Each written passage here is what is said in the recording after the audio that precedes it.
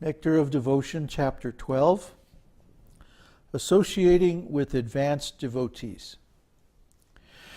The importance of discussing Srimad Bhagavatam in the society of pure devotees was explained by Shonaka Muni during the meeting at Naimisharanya in the presence of Sutta Goswami.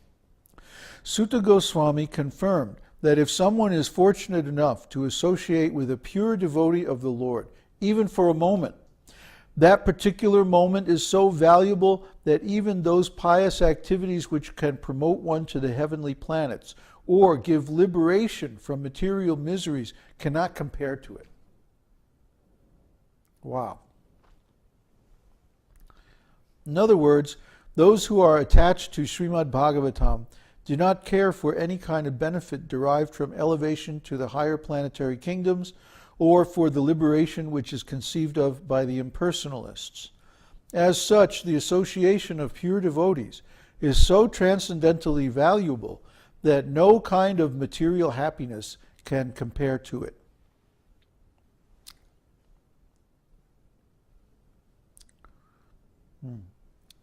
In the Hari Bhakti Sudodhaya, there is a conversation between Prahlad Maharaj and his father, Hiranyakashipu, in which Hiranyakashipu addresses Prahlad in this way: "My dear son, association is very important. It acts just like a crystal stone, which will reflect anything which is put before it. Similarly, if we associate with the flower-like devotees of the Lord, and if our hearts are crystal clear, then certainly the same action will be there. Another example given in this connection is that if a man is potent and a woman is not diseased, then by their conjugation there will be conception. In the same way, if the recipient of spiritual knowledge and the deliverer of spiritual knowledge are sincere and bona fide, there will be good results." So, we talked about this a little bit yesterday, how that the Srimad Bhagavatam is very, very exalted. It's way, way beyond ordinary religious literature. And it's even beyond ordinary transcendental literature. And the reason for this is that it is spoken and heard by and relished by pure devotees of the Lord. The pure devotees of the Lord, all they want is devotional service. They don't want liberation. They don't want elevation to heavenly planets. What to speak of ordinary material sense gratification? That's just not even on the map. Because, why? The devotees know that pure devotional service, without any mixture of fruitive activities, mystic powers, impersonal speculation, jnana, yoga, or karma, can actually attract God. It's considered more powerful than Krishna himself because it can attract Krishna. It can actually control Krishna. So Krishna doesn't give this pure devotional service very easily. He can only, or he will only decide to give it to someone whose heart is completely pure. What does it mean, heart is pure? It means he has no cheating tendency whatsoever.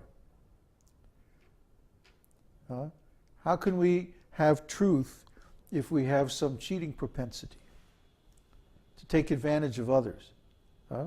Real truth or real pure-heartedness means that one is interested in giving love, in giving service, in giving value to others.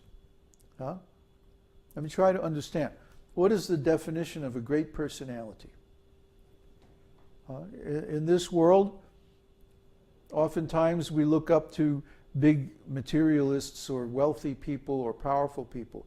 But actually, a great personality is someone who benefits others. Isn't it?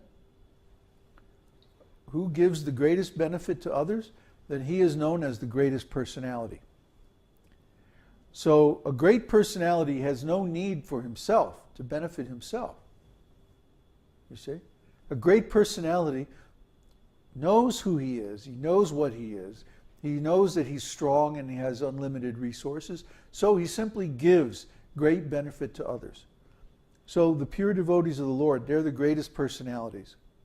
Personalities like Srila Prabhupada, Bhaktisiddhanta Saraswati, like that.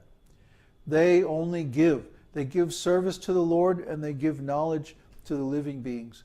And they engage everyone in devotional service. And in this way they give the highest thing, the most valuable thing. Sometimes cheaters come and they disguise themselves as devotees. And sometimes they even give lessons on Bhagavad Gita and other scriptures. But actually in their heart, they're only after self-benefit. You see? This is going on. And when this happens, then the pure devotional service becomes diluted by other things. And in that case, it's not pure anymore. And if we hear from somebody like that, then we get a misunderstanding. We can't get pure devotional service. We can get partial devotional service or mixed devotional service or offensive devotional service, but we can't get pure devotional service. So the association of advanced devotees, actually pure devotees, is very, very, very important. One should not be misled by mixed devotees.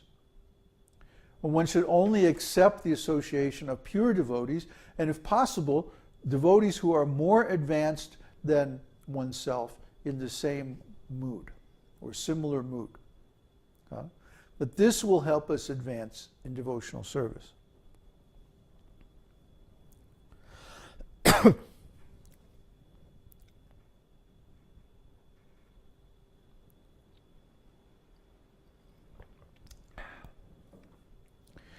The next section is chanting the holy name of the Lord.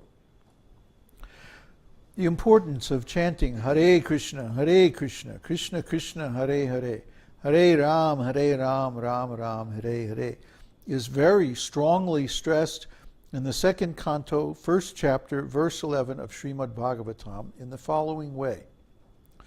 Shukadev Goswami tells Maharaj Parikshit, "My dear king, if one is spontaneously attached to the chanting of the Hare Krishna Mahamantra, it is to be understood that he has attained the highest perfectional stage."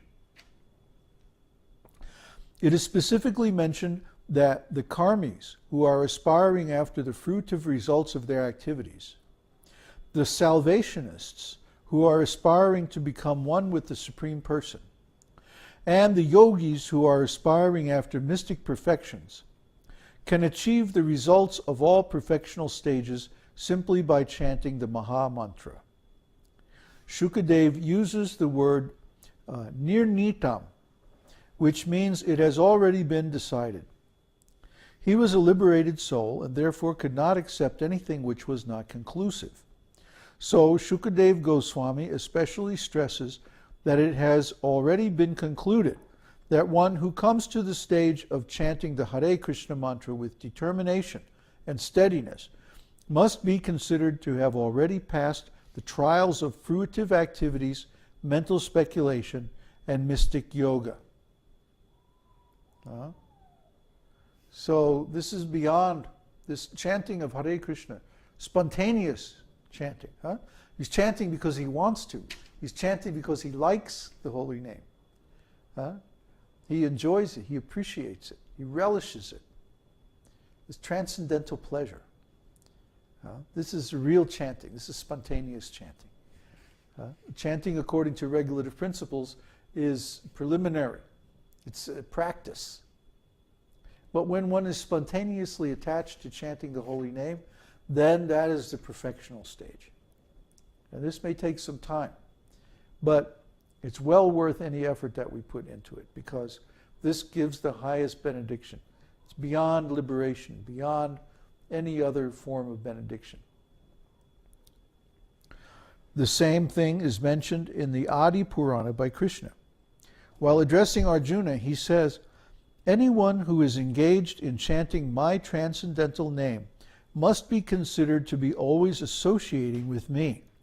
And I may tell you frankly that for such a devotee, I become easily purchased.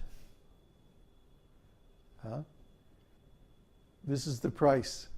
The price of association with the Lord is constantly chanting His holy name with love.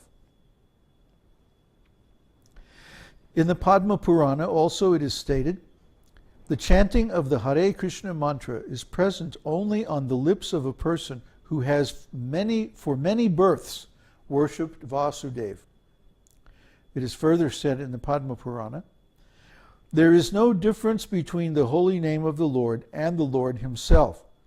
As such, the holy name is as perfect as the Lord Himself in fullness, purity, and eternity.